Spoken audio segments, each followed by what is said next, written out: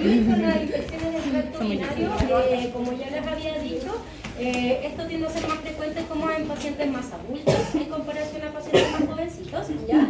Y es una colonización, obviamente, y multiplicación de algún tipo de organismo, ¿ya? Microorganismo. Por ejemplo, se describe que la mayoría, el 99% de estas condiciones es asociadas a bacterias, ¿ya? Pero puede ser el término como infección del tracto urinario, podría ser hongos, podrían ser, por ejemplo, una infestación por parásitos, que no hay muy frecuente, de, por ejemplo, de virus, pero se describe como que podría ser un 1%, no es nada. Entonces nosotros tenemos que enfocarnos obviamente al que es más frecuente, ¿ya? Y es común en gatos más jóvenes, ¿ya?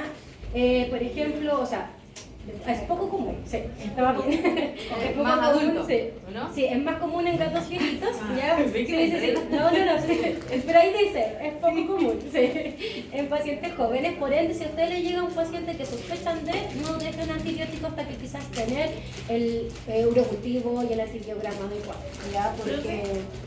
No, aquí, ya. La que está comiendo. Y que, ya. Nosotros le llevamos un paciente a consulta. ¿Sí? Solicitamos exámenes, primero de todo. Pero ¿qué hacemos en el entretanto? Ya, generalmente ahí lo que uno trata es sin signología. Ya, por ejemplo, si el paciente le duele el área, o porque tiene disuria, tiene poliquiuria, pues mejor antiinflamatorio. Ya, el que más se utiliza es el meloxicam, ya, pero en este caso, como tenemos, por ejemplo, signología de vías urinarias, no sabemos también cómo está el tema renal, la funcionalidad renal. Entonces, lo que yo siempre he hecho es dejar la dosis como más bajita, de 0,025, cuando todavía no tenemos como exámenes o no. Claro, sí. Ya, yo siempre digo la dosis como nefroprotectores, ya que incluso se describe que es 0,025 miligramos kilo gato, o sea, miligramos kilo para el gato. Entonces, ¿ya? de momento tratamos como síntoma. Sí, y si por ejemplo tenemos como que hay espasmo, porque muchas veces estos pacientes ustedes revisan la zona peniana y hay espasmo en la zona, incluso los pacientes empiezan a acicalarse también constantemente el área, y los tutores también es uno de los signos clínicos que les comenta, como que empiezan a languetearse y revisan ustedes y está muy rojito en comparación a lo que debería ser o está mojado alrededor, y que nos indica que obviamente puede haber como este lamino excesivo, y ahí también uno puede dejar relajantes como antiespasmódicos que se llaman, que es la tamsulosin, ¿ya? Y también está la dosis en una de las vías. Entonces eso es lo que yo hacía generalmente, meloxicam, que también inyectaba como en consulta meloxicam, tramadol, por ejemplo, metamizol también puede ayudar netamente como manejo del dolor, ¿ya? La tamsulosina y obviamente pedirle los exámenes, porque no todos los pacientes les van a llegar obstruidos. ¿Ya? Es que ahí, claro, el metamizol igual te va a servir para si lo haces como manejo del dolor y para el tema de la fiebre. ¿Ya? Muchas veces que dan la fiebre como los pacientes más, o sea, depende, si está muy complicado, muchas veces incluso está la temperatura baja, los pacientes si ya está como muy sistémico la situación. Pero claro, si hay mucho dolor, podríamos, o sea, si hay fiebre, podría haber incluso fiebre asociada al dolor. Sí, en los pacientes lo dicen. porque piensan que es una infección. Sí. Normalmente decía eso, meloxicam a dosis baja, no a la dosis 0,2, 0,1, porque no sabemos cómo está el nivel renal ese paciente. Entonces, mejor. dejar metamizol?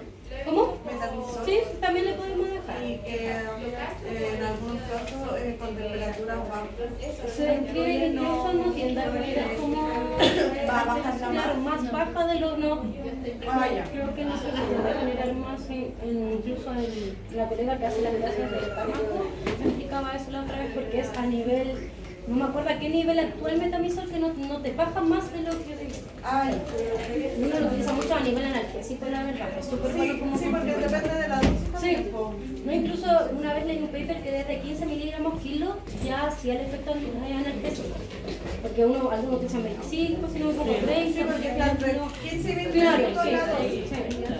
Entonces ahí uno puede, como si lo vamos a utilizar con otro, quizás utilizar dosis más bajas. Entonces lo más importante en estos casos es como pedir los exámenes, porque sin exámenes ese paciente de verdad que les va a llegar, no sé, en 2 semanas, en un mes, con la misma señora. Y hay que inculcar y educar al tutor de por qué tenemos que hacer los exámenes. Y lo más peligroso es como que se vaya a morir el paciente. Yo como que cuando uno le dice eso, dice ya lo voy a juntar la plata pronto para eso. Yo he visto que igual es una serie cuando están obstruidas. Las papitas fritas. Se puede realizar un cachín. Sí se puede. Sí. A presión para que vuelva a subir como Sí, la exacto, y que función, llegue a nivel de la y que vejiga. llegue a nivel de vejiga. Sí, también es una opción. Ya, entonces. Sí, pero ahí voy a intentar como subirles un paper para esa otra parte como del manejo de objetos, ya, porque igual lo sepan hacer. Y como les decía, es más común en pacientes más adultos, ¿ya? Y las bacterias más frecuentes, la verdad, que también nos ayuda a saber como qué tratamiento empírico podríamos dejar si no monocultivo, porque quizás también les van a pasar como estos casos, tiende a ser la Escherichia coli la más común, ¿ya? En perros creo que también es exactamente la misma, ¿ya? Entonces ahí sabemos como qué tipo de antibiótico vamos a dejar, no vamos a dejar que sea una reflexión inmediatamente, o sea, no se debería la verdad, ¿ya? Y la presencia como de bacterias a nivel urinario ya puede ser por una migración ascendente de las vías urinarias bajas hacia, por ejemplo, a nivel renal, y ahí podría generar una pielonefritis, que obviamente es una condición mucho más compleja, y en esos casos los pacientes van a presentar signologías más sistémicas, van a estar más letárgicos, no van a querer comer, van a notar una diferencia en comparación que quizás solo estén como en vías urinarias bajas, ¿ya? Pero, insisto, son gatitos más viejos que hay que hacer más exámenes sí o sí, no podemos como ya urinálisis nomás, en comparación a un paciente joven, ¿ya? Y también se describe que podría ser por vía hematógena como esta presencia de bacterias, pero es mucho menos frecuente, ¿ya? Se siempre como a nivel ascendente, están muchas veces como por el sistema digestivo el tema de la Escherichia coli, ¿ya? Los humanos incluso igual sucede exactamente igual. Y como les decía, la más común es Escherichia coli, pero también puede haber estrepto, estáfilo en ciertos casos y que podrían también conllevar como a otras condiciones. ¿Y el estrés puede ver algo en estas patologías? Sí, en esta no, pero sí, en la cistitis sí, incluso el estrés es clave, ¿ya? Y también, por ejemplo, cuando se empiezan a generar como infecciones urinarias, puede ser que ciertas como condiciones de las vías urinarias vayan cambiando. Ya, por ejemplo, el ambiente, quizás a nivel urinario, no sé, la mucosa, que esté como más anormal, o que el paciente tenga una inmunidad más baja en comparación al pasado. Por ejemplo, no sé, un gatito que tiene una inmunodeficiencia felina, quizás puede estar más predispuesto porque sus defensas en sí van a estar más alteradas en comparación como a un paciente joven, ¿ya? Y acá también hay como un estudio que se hizo en relación a los urocultivos, cuáles eran como las bacterias más comunes, y coincide lo mismo como con la literatura, que la más común era Escherichia coli y algunos después Streptococcus, por ejemplo, estáfilos y algunos asociados como a nivel del sistema gastrointestinal también, como uropatógenos, ¿ya? Pero coincidía exactamente como con lo otro. Y las infecciones, la verdad, pueden clasificarse como de diferentes formas, ¿ya? Tenemos la infección urinaria, obviamente, que tiene ciertas colonias, tiene altas concentraciones de colonias, unidades formadoras de colonias bacterianas, ¿ya? Y que tiene signología clínica el paciente. En comparación a el caso como subclínico, el paciente quizás no va a tener signología clínica, pero a nivel del urianálisis podemos encontrar mayor a 10 elevado a 3 colonias formadoras de colonias de bacterias, y eso obviamente les sale en el urianálisis cuando lo solicitan, ¿ya? Entonces puede ser que el paciente no presente ningún tipo de signología, pero si ustedes le pidieron por otro caso, sospechaban, no sé, de cristaluria y no sale, puede ser subclínica y que se describe que igual puede ser frecuente en los gatitos, ¿ya? Las pielonefritis ya es que hay inflamación e infección a nivel de las vías urinarias altas. Como les decía, no es el enfoque de esta clase, pero esos pacientes van a presentar signología más sistémicas. Ya ustedes van a notar que el paciente llega más letárgico, más decaído y quizás no presenta, o sea, presenta como anorexia, otras cositas que quizás con lo otro no lo vamos a ver, ¿ya? Lo otro que hay que ir evaluando, por ejemplo, si es una cistitis como, o sea, una infección urinaria a nivel principalmente de vejiga, como puntual, como que en otro momento no se vuelve a generar, ¿ya? Hay muchas veces nosotros tenemos como que ir a empezar a hacer la anamnesis para evaluar si hay como historial clínico de signología previa, ¿ya? También tenemos que evaluar si, por ejemplo, es una reinfección, si es una infección persistente, porque ahí va cambiando, ¿ya? Muchas veces puede ser, por ejemplo, el paciente está con tratamiento de una infección urinaria, ¿ya?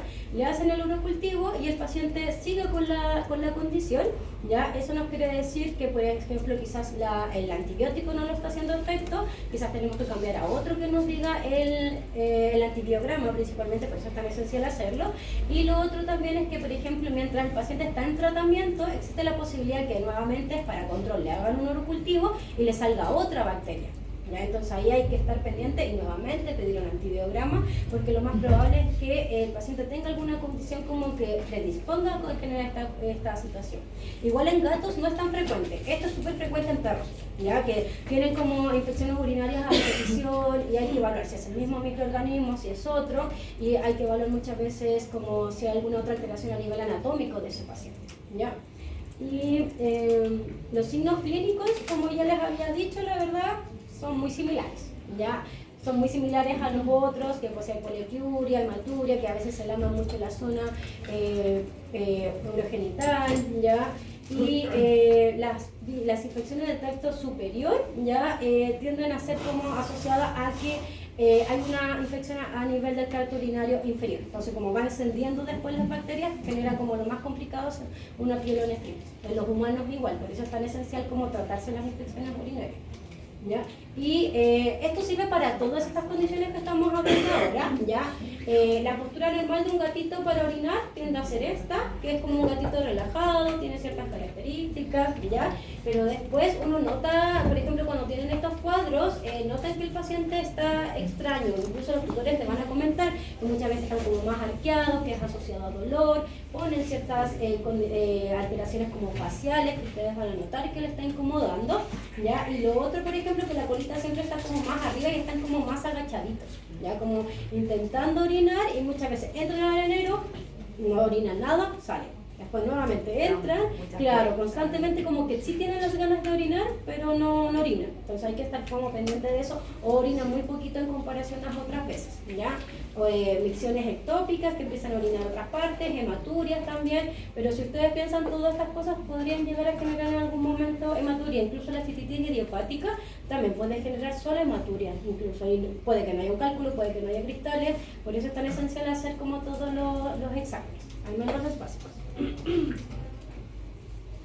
Y el diagnóstico, obviamente, lo ideal es hacerlo en base a un urocultivo y un antibiograma, ya para llegar después a hacer un adecuado tratamiento. Por ejemplo, si nosotros tenemos como ya es un gatito viejo, tenemos, no sé, tiene estrubita, ya le hacemos la ecografía y la tutora no puede como acceder a nada más, quizás en ese caso yo sí le dejaría antibióticos, ¿ya? Entonces ahí se describe que podría ser amoxicilina más ácido clavulánico como para iniciar el tratamiento, no empezar inmediatamente con otros. Y también podemos utilizar por literatura, pero obviamente ya sabemos que los gatos, por los déficits que tienen farmacológicos, no deberíamos utilizarlos, que es la sulfametrimidina, ¿ya? Entonces, solo amoximas clavulínicos podríamos dejar como al inicio, ¿ya? Y hoy en día está el Clavacetrim, que es como para gatitos incluso porque es de concentración baja en comparación al Sinulox, que había que dar como más concentración, ¿ya? Entonces ahí les serviría como eso. ¿Y las versiones humanas de la versión? Sí, yo las uso mucho. Sí, yo tiendo a usar más de uso humano, a veces son más baratas. Es más barato. Sí. Aparte que en jarabe es mucho más fácil. Depende del gato. Ah, sí. Sí, Pero depende del gato. sí. La ventaja es que las de uso humano son bien concentradas, entonces realmente son poca cantidad que uno le tiene que dar, en comparación quizás a las de veterinaria, ¿ya? Entonces el tratamiento es prevenir como el fracaso, o sea, lo más importante entre los objetivos del tratamiento es prevenir el fracaso de en sí de las indicaciones que nosotros estamos dando. Por ende, debemos darle el tiempo adecuado, tenemos que aplicar a los tutores, tenemos que hacer los controles adecuados posteriores, porque si les dejamos un tratamiento que sospechamos de esto, que hicimos el urocultivo, eso, la bacteria no se va a ir en 3-4 días, ¿ya? Entonces necesitamos un urocultivo para sí o sí evaluar la condición del paciente, ¿ya? Porque si no, el paciente quizás va a seguir generando la condición, o pueden haber otras bacterias involucradas, como les había dicho anteriormente, ¿ya? ¿Después de cuánto tiempo vuelvo a hacer uno? Generalmente yo lo hacía 10 días después. 10 días después. Y, De terminar el tratamiento claro, o sea, antibiótico. claro, sí.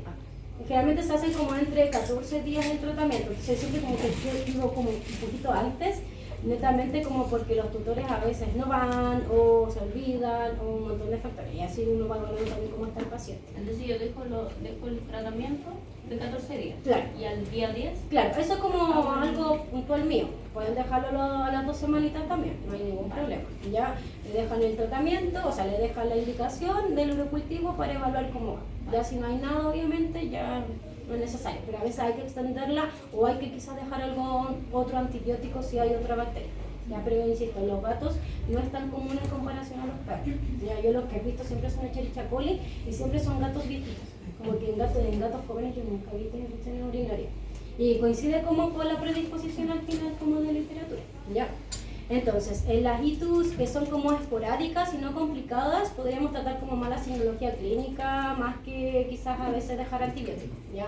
Podemos ir evaluando, y acá lo que yo les decía, está como anotadito cada uno de los tratamientos, pero las no complicadas empezar siempre con amoxicilina. Yo siempre, más que la amoxicilina sola, yo uso amoximas clavulánico porque es mucho mejor, la verdad la amoxicilina sola no hace mucho efecto, sí.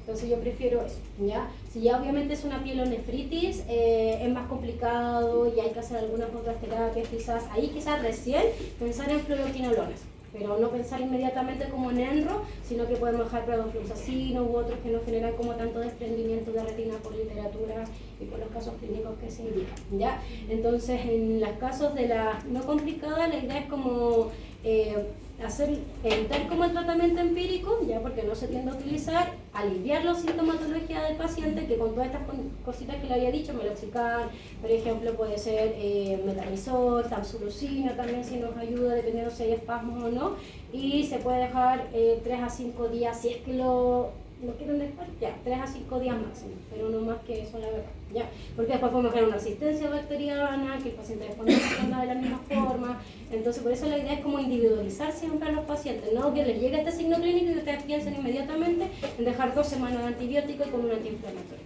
Eso es lo que yo voy. ¿Y estos fármacos todos llegan a veces? Sí, funcionan súper bien. Incluso una vez leí que, bueno, la amoxicilina más clavulánico es 2 veces en el día igual, pero los que eran una vez en el día, lo ideal era como darle la noche para que se mantuviera como más tiempo, porque los gatos no están como tan activos en ese momento. Me confundo un poco de por qué aparece la cita.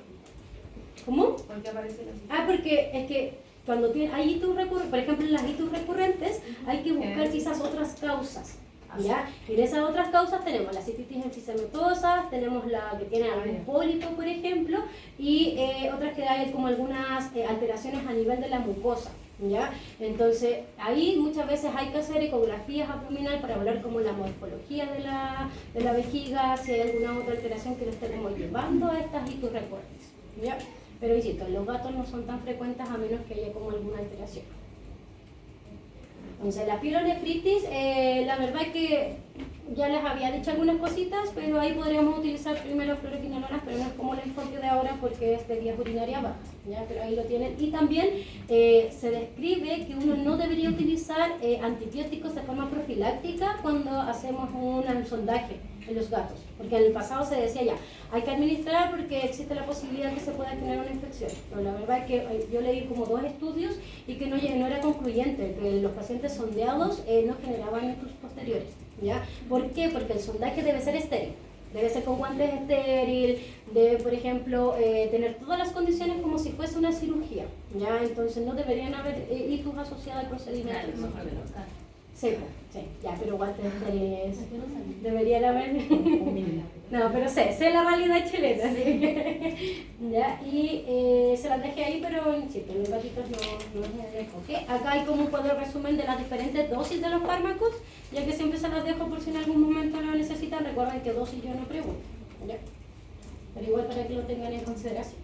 Entonces, otra de las causas que generan como estos es signología de tracto urinario, y yo creo que es una de las más frecuentes, incluso como con la urolitiasis en gatito, principalmente la cristaluria, es la cistitis idiopática felina o la cistitis intersticial, ¿ya? Entonces en estos casos que se genera una inflamación a nivel de la vejiga, ¿ya? Y que muchas veces nosotros no encontramos, por ejemplo, una causa, ¿ya? Porque una cristaluria sí puede generar obviamente inflamación, entonces ahí ya no sería una cistitis idiopática, porque recuerden que el concepto idiopático es cuando tú no encuentras la causa de la condición, ¿ya? Y se dice que igual es de una alta prevalencia en otros países, y yo creo que acá en Chile la verdad que también tenemos una alta prevalencia, que uno hace todos los exámenes y no encontramos ninguna como causa subyacente que podría estar generando el cuadro nefrourinario, ¿ya?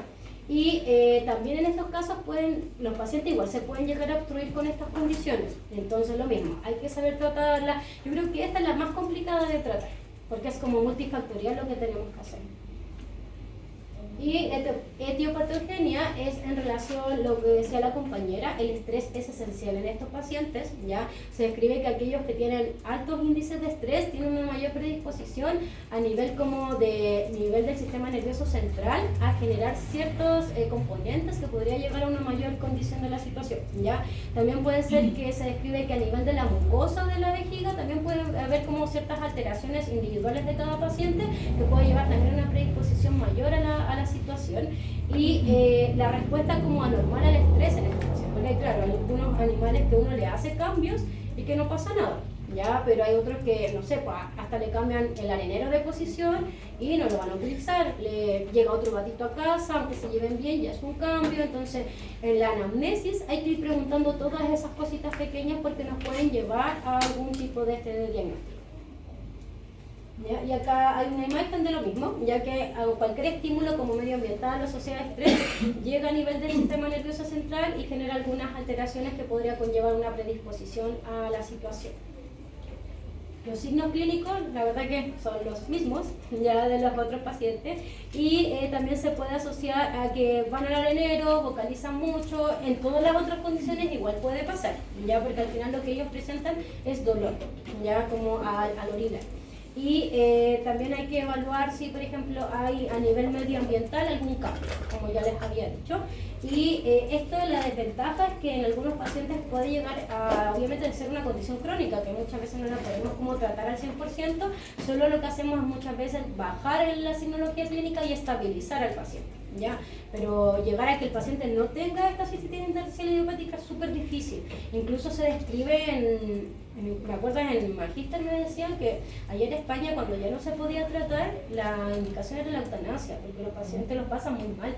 Ya son constantemente la recurrencia de los signos clínicos. Imagínense, orinar ellos lo tienen que hacer todos los días. Entonces, si hay dolor en ese proceso tan simple de que lo tienen que hacer de forma diaria, obviamente le va a generar una deficiencia en la calidad de vida de ese paciente, ¿ya? Entonces el diagnóstico es de exclusión. ¿Qué quiere decir? Que debemos hacer hemograma, perfil bioquímico, obviamente para evaluar cómo están a nivel funcional renal, pero tenemos que hacer imágenes, tenemos que hacer radiografías, ecografías, ureanálisis, urocultivo y antibiograma. Después de todos esos exámenes, nosotros recién vamos a decir que el paciente tiene, si no encontramos ninguna alteración obviamente, una cistitis idiopática. Pero si ustedes no hacen nada de esos exámenes, no podemos llegar a este diagnóstico, ¿ya? En esos casos serían prediagnósticos obviamente que ustedes podrían llegar a tener, ¿ya? Entonces, como les decía, si alguna vez tienen nuevamente algún caso de FLUT, tienen que colocar enfermedad de vías urinarias bajas y la causa. Ahí sí pasa a ser un diagnóstico, ¿ya? Y el examen clínico obviamente que también es esencial siempre como cualquier patología, y ahí lo que ustedes pueden evaluar que el paciente al palpar la zona donde está la vejiga le puede incomodar, le puede doler. Incluso en estos casos a veces son vejigas súper chiquititas, no es como cuando están obstruidos que son más grandes. Muchas veces ustedes lo encuentran a nivel inguinal, pero al paciente sí le incomoda, sí va a vocalizar, sí le va a incomodar porque es una inflamación severa en el área, ¿ya? Y la ecografía obviamente es esencial porque te va a demostrar principalmente el engrosamiento de las paredes de la vejiga. Incluso hay ciertas características que te puede entregar que sea como de forma crónica en comparación aguda, ¿ya? Pero eso es más de los colegas que se dedican a esa área. Y los exámenes de laboratorio, y como todo lo que ya les había dicho, es netamente para evaluar que no haya otra cosa, para llegar como a este diagnóstico definitivo de la cistitis intersticial o idiopática, ¿ya? Y se han descrito también como, es algo más como in vitro todavía, que hay algunos biomarcadores que se pueden utilizar en otros países, porque ciertos pacientes que tienen como esta condición tienden a ver como algunas interleuquinas que están aumentadas, ¿ya? Pero acá en Chile todavía no llegamos como a ese nivel, ¿ya? Pero quizás a futuro podría ser algo como un potencial diagnóstico para evaluar estos pacientes que clínicamente tienen la signología y podríamos llegar como al diagnóstico de la condición, ¿ya? Entonces ahí les anoté como el ureanálisis que podríamos encontrar, y generalmente cuando ya están como muchas veces, por ejemplo, el urocultivo negativo, la ecografía no nos sale nada, llegamos como a esta condición. Y como les decía, es muy frecuente, ¿ya? Y en relación al tratamiento, la verdad que es multifactorial, ¿ya? Entonces nosotros debemos primero hacer un manejo inicial, que es lo que ya les he conversado: antiinflamatorios, analgésicos, muchas veces netamente como para manejar la signología de ese momento, ¿ya? Pero se describe que el manejo crónico, ¿ya?, de estas causas es asociado como ya a algo más medioambiental. Por ejemplo, se describe que tenemos que sí o sí tener pendiente el tema de los 5 pilares, ¿ya? Si nosotros ese gatito que tiene estas condiciones urinarias, le hicimos todos los exámenes y sospechamos de esto, sí o sí tenemos que comenzar a potenciar si hay que hacer algunos cambios a nivel de enriquecimiento ambiental, ¿ya? Debemos tenerle como lugares donde ellos se pueden esconder, donde ellas pueden dormir, tener un vínculo adecuado con los humanos. Por ejemplo, si no sé, hay un niño chiquitito, la idea es evitar que tengan como contacto, si es que se llevan mal, obviamente, porque los niños a veces son un poquito intensos porque no saben netamente, ¿ya? Y al gato no le gusta, entonces eso es un estrés importante para el gato, porque ya sabemos que el estrés es esencial. Si hay estrés, esta condición se puede obviamente generar y se puede exacerbar los signos clínicos, ¿ya? Jugar más con estos gatitos incluso, y su arenero, tenerlo en un lugar seguro, tener muchos areneros, porque el paciente obviamente quizás va a querer ir a orinar más veces de lo habitual, pero en pequeñas cantidades. Y entonces, eso ya lo aprendieron en la primera clase, ¿ya? Y también podemos utilizar las feromonas, ya que son, por ejemplo, el Féligo y el Cat Comfort, que estos dos son exactamente lo mismo, solo que el Cat Comfort es más barato. Sí, es mucho más barato, ¿ya? Y ambos tenemos la versión en spray y la versión en difusor, ¿ya? Y al menos el difusor dura un mes, porque yo lo uso con mi gato, netamente porque me gusta, y dura como un mes, ¿ya? Y es más barato, de verdad, porque el otro es mucho más caro. Y también podemos utilizar como algunos ansiolíticos o psicotrópicos en pacientes, pero yo esa parte, yo la dejo más como que sea en relación con alguien que se dedique a etología, ¿ya? ¿Por qué? Porque los problemas conductuales igual son todo un tema, la verdad, no es algo simple de tratar, ¿ya? Entonces, los etólogos, la desventaja es que hay muy pocos etólogos que se dedican a medicina felina. Sí, yo solo conozco a Gaspar, ya que incluso es que no hizo las clases de etología en el diplomado, pero no conozco a muchos que solo sea su dedicación específica en gatos, porque ya sabemos que los gatos son totalmente diferentes en su estilo de vida, en su forma de comportamiento con los perros. Entonces la idea es buscar a alguien que se dedique como más al área y hacerlo como en conjunto, ya no hacerlo como llegar y administrarle, o sea, metriptilina o fluoxetina, porque son fármacos que igual son un poco más complejos si uno no los sabe utilizar. Entonces yo aquí en estos casos sí, yo prefiero que sea en complemento con un especialista en el área, ¿ya? Y la desventaja de esta condición es que pueden tener recaídas siempre los pacientes. Entonces obviamente ese paciente tiene que asistir nuevamente a la clínica, tenemos que quizás administrarle fármacos endovenosos, quizás no llegan al nivel, o sea, fármacos quizás inyectables en la consulta en sí, quizás no llegan tanto quizás a menos que se obstruyen, ¿ya? A estar hospitalizados, porque el hospital en un gato que tiene cistitis es como complejo igual, ya, pero si está obstruido no nos queda de otra.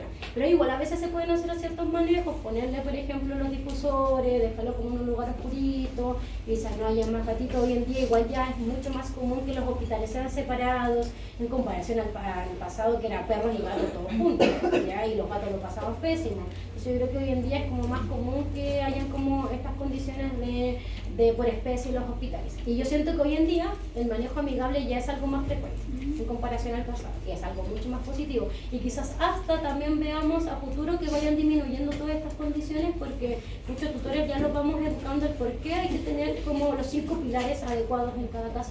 Obviamente en relación a lo que podamos entregarle al gatito también, si no todos tenemos las mismas condiciones económicas. Pero a veces con una caja el gato es feliz. Como que a ese nivel. Que yo he visto, por ejemplo, con el TikTok y todas esas cosas, que la gente igual le hace de cajas, así como de cartón, le hace sus rascadores y los gatos felices de la vida. Así que a veces se puede, ¿ya? Entonces acá está anotadito como el manejo del dolor y la inflamación, ¿ya? Como les decía, acá yo les dejé meloxicam 02 porque muchas veces estos pacientes no tienen, como son cosas más crónicas, ¿ya? Pero en los casos que ustedes no saben cómo está la condición renal, siempre déjenlo a 0,025. Ya que esa es la dosis nefroprotectora de 0,025. Incluso ahí está anotadita como la dosis última, ¿ya? Incluso hay muchos estudios, creo que es el único AINES que tiene muchos estudios en pacientes con enfermedad renal crónica. Uno sí lo puede dejar, pero a dosis baja. Uno no le puede dejar a un paciente renal crónico un 0,1, el meloxicam. ¿Ya? Porque obviamente podremos reagudizar esa condición renal en el paciente, y eso es lo que nosotros no queremos en estos pacientes, ¿ya? ¿Cuál es la dosis? 0,025. Para pandemia. Claro, sí, es chiquitita. Sí, es muy chiquitita, pero es mejor proteger antes que quizás de generar un daño mayor en un paciente que desconocemos su funcionalidad renal, ¿ya? Pero en estos casos, si el paciente está estable, sabemos que ya tiene esta condición como de cistitis, podríamos dejarlo quizás en una dosis más alta, ¿ya? Porque depende de los otros casos. Y el tramadol también lo podemos utilizar. Igual en otros países se utiliza mucho la metadona. Acá nosotros igual tenemos, pero como por mercado negro muchas veces, porque no podemos comprar como directo legalmente. ¿Ya? Entonces no todos tienen como acceso a fentanilo, metadona. En medicina humana acá en Chile sí, pero los veterinarios en muchos lugares no. ¿Ya? Y los antiespasmódicos urinarios, lo que ya habíamos conversado, ya la tamsulosina también la da que la dosis, como que la dosis práctica es 1/8. Se puede partir en 1/8, sí, ya por si acaso. Lo que sí tienen que tener en consideración, incluso la tamsulosina le puede utilizar también para las otras condiciones, ya porque lo que ayuda es como un antiespasmódico, lo que hace es como relajar la uretra y que sea más fácil orinar para los pacientes. Por ejemplo, si hay no sé, un cristal, quizás también lo podría llegar a eliminar, ya. Y tienen que dejar la receta así, que el tutor tiene que comprar en comprimidos, porque es más común encontrar la cápsula. Y los tutores como, ¿cómo le doy la cápsula? Y es como, no sirve. Porque hay que hacer una dilución y todo, y es más complicado la verdad, ¿ya? Entonces tienen que ser comprimidos, eso es muy importante. También podemos utilizar, como les decía, estos fármacos más como que los usan los etólogos, la amitriptilina. También se podría llegar a utilizar la gabapentina, la pregabalina, principalmente porque puede haber un componente neuropático, ¿ya? Y en estos casos no deben utilizar antibióticos, como ya lo hemos conversado previamente, ¿ya? Igual también, como hay ciertas condiciones que son más comunes en gatitos viejos, también hay que evaluar que no tengan algunas otras comorbilidades, como osteoartritis.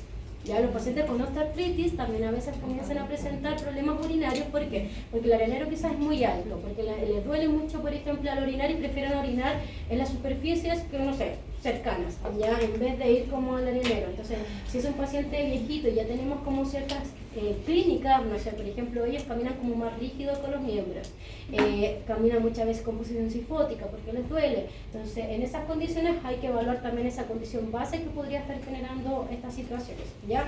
Porque ahí pueden como correlacionar ambos sinología, pero nunca fue urinario, sino que era netamente porque le dolía al momento de orinar y defecar. Y lo otro que ya les había dicho, incluso sirve para todas las otras condiciones también, pero en esta es esencial, el aumento del consumo de agua. Ya que era todo darles alimentos húmedos, darle churros, por ejemplo, y la comida igual se describe que se puede echar con algún componente más líquido para mejorar como la dilución de la orina. Y en este caso también hoy en día hay algunos alimentos que tienen L-triptófano, ya que ayuda a bajar como los niveles de estrés en gatitos. Incluso creo que también hay algunos polvitos, ya, pero a veces darle como otras cosas más a los gatos. Si hay un alimento que nos ayuda como a mantener las vías urinarias, ya que tiene L-triptófano y ayuda también a disminuir los niveles de estrés. Y creo que también hay una marca, no me acuerdo el nombre, sí, que es de Royal Canin, que también tiene como este objetivo. Entonces en estos pacientes que tienen cistitis idiopática los podemos dejar. Hay unos, como una cápsula, ¿no es en cápsula? Sí, hay unas cositas también que tienen L-triptófano. Sí, de Sunical, creo, hay una, no sé si es polvito, si hay varias, las sirven, todas esas cositas la pueden como ir ayudando, ¿ya? Y acá están las dosis de cada uno de los fármacos, que obviamente hay algunos que nosotros tenemos acá, pero insisto, ya lo que son como más la fluoxetina, la amitriptilina, yo prefiero que siempre lo hagan en relación como con algún etólogo, ya, porque puede ser que La prazoxina igual. La prazoxina sí ayuda, igual como la tamsulosina, pero lo que yo tengo entendido es que acá en Chile no la tenemos acá. Sí. Porque busqué y no la he encontrado. Entonces igual sí, por literatura incluso es la que es una de las que ayudamos. Pero acá tenemos como la tamsulosina como para correlacionar eso, ¿ya? Y como les decía, el manejo ambiental. Y el pronóstico es un poco complejo, la verdad, netamente porque es multifactorial, ¿ya? Porque, por ejemplo, si este paciente tiene una cistitis idiopática, el tutor quizás no le va a poder dar antiinflamatorio toda su vida. Si tiene que manejar el medio ambiente, y como ya les había dicho, si esta condición ya no se puede tratar por las condiciones del tutor, muchas veces puede llegar el paciente a pensar en una eutanasia, ¿ya? Porque la calidad de vida de este paciente sí va a bajar si nosotros no la tratamos adecuadamente. Pero hay algunos que andan súper bien, la verdad, si hacemos como todo el complemento. Pero hay que explicar al tutor que hay que hacer todo, ¿ya? No es como uno u otro, sino que es multifactorial el tratamiento de estos casos. ¿A qué hora es el programa? 10 minutos. ¿Sí? Profe, Diga. ¿puedo hacer una pregunta? Sí. Anterior?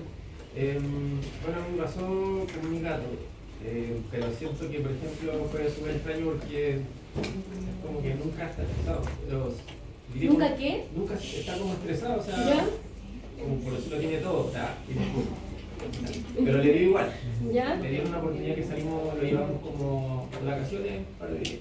Pero la gata que tengo es mucho más estresada que él, que vive estresada. No le ha dado. Es más predisponente en machos que Sí, la mayoría de los trastornos como de vías urinarias bajas sí tienden a ser más predisponentes en machos castrados y que estén obesos, ¿ya? Como esa es la característica, pero yo creo que el tema del estrés en los gatos es algo súper, pueden algunos que sí te lo demuestren y otros que no, entonces como súper difícil como saber realmente si no lo está. Ya, por ejemplo, cuando lo sacaste, ¿tuvo alguna signología posterior a no? todo lo contrario. Ah, ya. Quizás todo sociabilizado de chiquitito, ¿no? Es que lo encontré en un basurero, entonces estaba con otros gatos en el Ah, basurero. puede ser eso. Y comía, de hecho estaba comiendo un pescado así, ¿no? Estaba de una semana ese pescado. Y fue como, no sé, raro. Sí, Fue que una cuestión es súper individual. rápida. Sí, claro. Está este como componente de estrés, pero no quiere decir que solo los pacientes que estén estresados lo vayan a manifestar. Ya, entonces puede ser cualquiera. Sí, y Pero aparte sí, de... O puede ser otra causa también. Es más común en los que están estresados. Sí, sí, porque es un tema ya fisiológico, pero puede ser otra causa también Sí, quizás de la sí, psicología. come de todo por Pero le hicieron, por ejemplo, análisis, ecografía, Sí, y ya, nada. ¿y salió limpio? Sí, no Ya. tenía nada. ¿Y ha vuelto a generarse como la condición? Siento que como que orina mucho más ahora, Ya, pero... eso es bueno igual que orina. Sí, no, Sí. Pero es que es raro, por ejemplo, tiene mucha agua de tomar, pero luego se puede lanzar al baño. Ya, de que así son los gatos, pues ellos deciden. Es idiopática, ¿verdad? Sí. Ya, pero ¿hay alguna otra característica aparte de las que se mencionó, de que le cuesta incontinencia, que uno pueda notar? En relación a esta, en comparación a los otros casos, la verdad es que los signos clínicos son todos similares, ¿sí? Solo que este tiende a ser más crónico, como que hay muchas recidivas de la situación, ¿ya? Creo que esa es la diferencia, porque los otros, si no se tratan, obviamente, sí, también podrían generar como cuadros crónicos, por eso es tan esencial, al menos en esta patología, ustedes solicitar exámenes, ¿ya? No podemos, ya, quizás en el primer episodio, si el tutor no puede acceder, podemos pasarlo. Pero al siguiente episodio sí o sí tienen que tomar exámenes, porque si ustedes piensan, el tratamiento es diferente, ya incluso el pronóstico es diferente. Si por ejemplo los pacientes tienen cristaluria de estrubita, con un tratamiento de alimentos andan súper bien, ya, y puede que el paciente y después está, o sea, hay que hacer algunos cambios obviamente para que no se vuelvan a generar, pero es menos complicado en comparación a, no sé, porque sea un cálculo, por ejemplo. Y entonces sí o sí hay que pedir ¿Y examen. en cuanto a la orina, puede salir igual la orina con sangre? Sí. Ya. Sí, porque muchas veces se inflama tanto a nivel vesical que sí, incluso son hematurias bien intensas. Y entonces no, cuando hay hematuриas no quiere decir que haya un cristal, que haya un cálculo, porque también puede ser una cistitis idiopática, que no encuentran la causa, ¿ya? Porque se inflama exacerbadamente incluso. Y en la ecografía se notan las paredes de la vejiga muy engrosadas. ¿Ya? Entonces, ¿ahora hay que salir? Eran 10 minutos, así que... ¿Me quedan 10 minutos? Sí. Ya. Entonces yo primero quise, porque la planificación iba como al revés, ¿ya? Entonces yo la modifiqué porque prefería primero que entendieran como la parte de vías urinarias bajas, ¿ya? Porque esas, por ejemplo, esas alteraciones sí nos pueden llevar a una lesión renal aguda, ¿ya? Las lesiones renales agudas en el pasado se llamaban como insuficiencia renal aguda, ¿ya? Pero ahora no se indica como ese concepto porque el riñón no queda insuficiente para siempre, ¿ya? Porque recuerden que la palabra insuficiente es que ya no está funcionando adecuadamente algún órgano, ¿ya?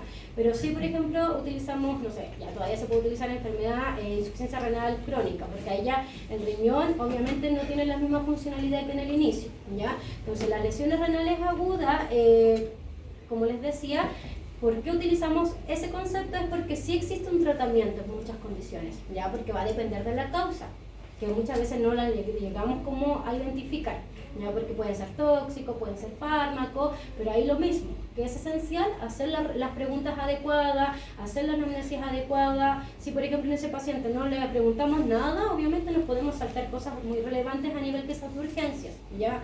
Por ejemplo, no sé, pues típico en los lirios, ya que a veces regalan flores, y si no preguntaste algo así tan puntual, se nos puede pasar, y lo podemos tratar quizás de otra forma, quizás podemos pensar que el paciente está intoxicado por otra cosa. Entonces, insisto, la anamnesis es esencial en cualquier paciente. Muchas veces en contexto de urgencias lo que hacen, como en algunos hospitales, como que un equipo se lleva al paciente y alguien va a preguntar al tutor, obviamente alguien diferente, porque lo están tratando al paciente, la anamnesis, porque hay cosas puntuales que sí nos van a servir para saber si llevar un camino o llevar el otro en estas condiciones, ¿ya? Incluso para cualquier tipo de urgencia. Entonces, en estos casos se describe que es una reducción abrupta ya de la funcionalidad renal, que por ejemplo el paciente el día antes estaba bien y al día siguiente ya tiene un problema a nivel renal.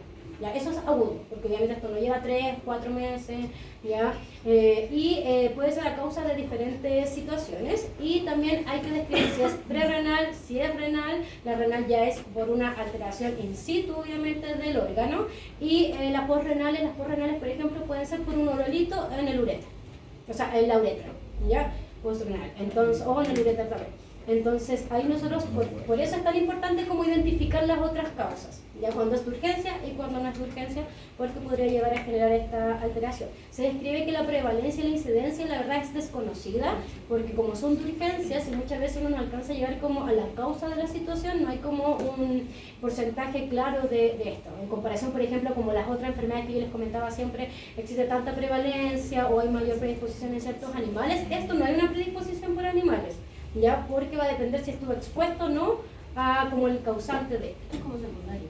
Claro, sí. Secundario a otras condiciones, ¿ya? Y esta condición tiene diferentes etapas cuando se genera, ¿ya? Tenemos la etapa de inicio, que el paciente está expuesto a esta causa, por ejemplo, un fármaco nefrotóxico, el mismo lirio, por ejemplo, cualquier condición que vaya a generar el daño al riñón, ¿ya? Después empieza a generarse, esto se genera como esta primera etapa entre horas a días, ¿ya? Muchas veces es compleja esta etapa, ¿por qué? Porque nosotros no somos capaces de identificar ningún signo clínico en el paciente, ¿ya? Entonces el paciente sigue estando estable porque no presenta como manifestaciones clínicas que nosotros pueden ser evidentes para nosotros, y internamente se empieza a generar como un daño obviamente a nivel renal, va bajando la tasa de filtración glomerular, y lo otro que se genera es que posterior a eso, como está bajando la tasa, ya no está la circulación adecuada a nivel renal, empieza a generarse isquemia, ¿ya? A nivel de los órganos, y posterior de la isquemia genera una hipoxia, ¿ya?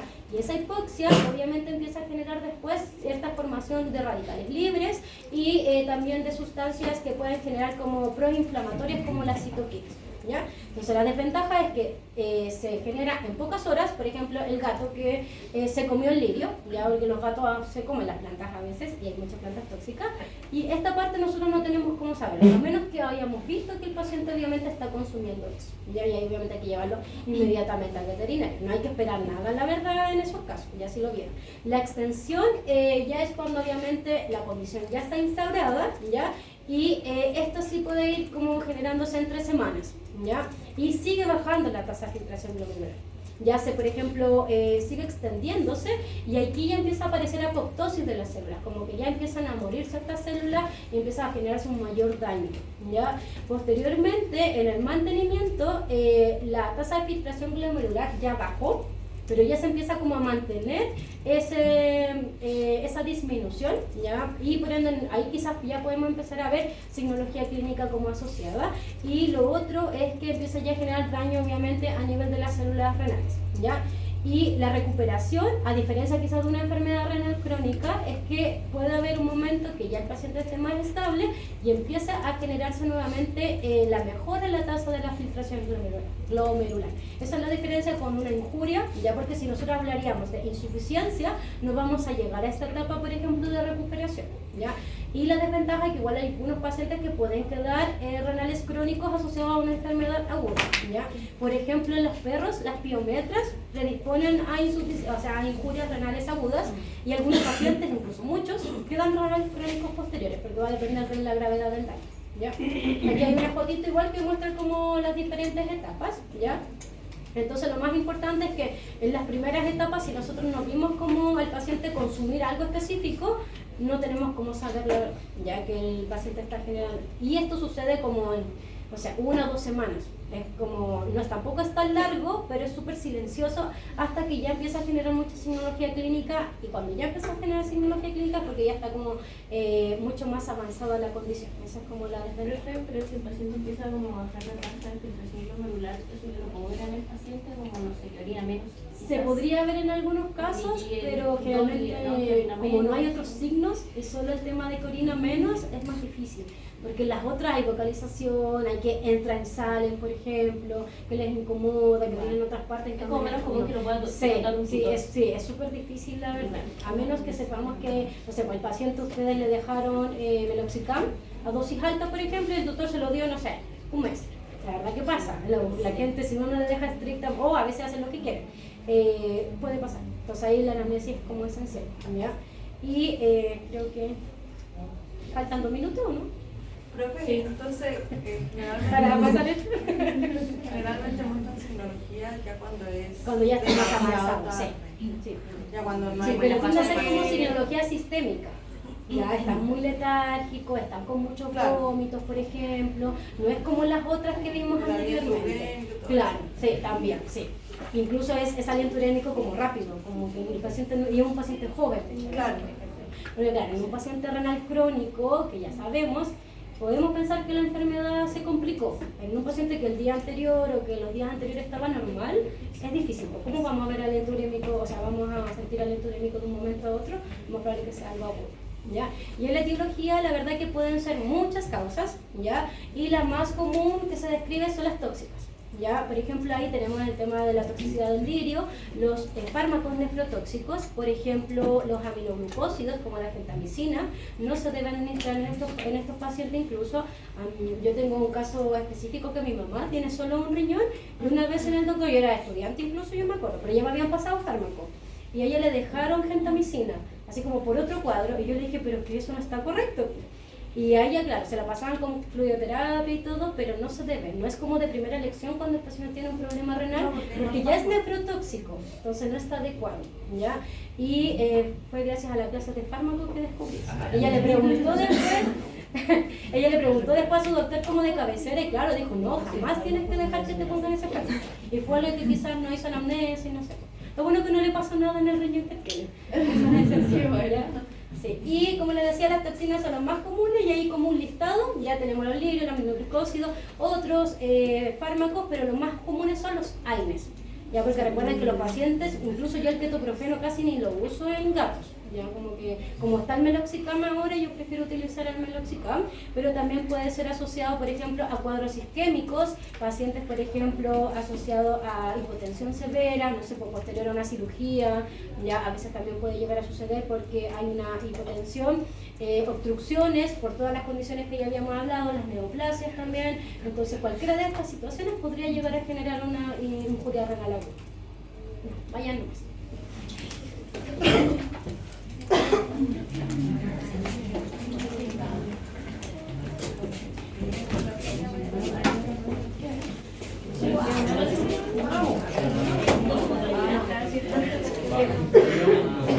Pero vamos. Rafaela, ¿cómo es posible?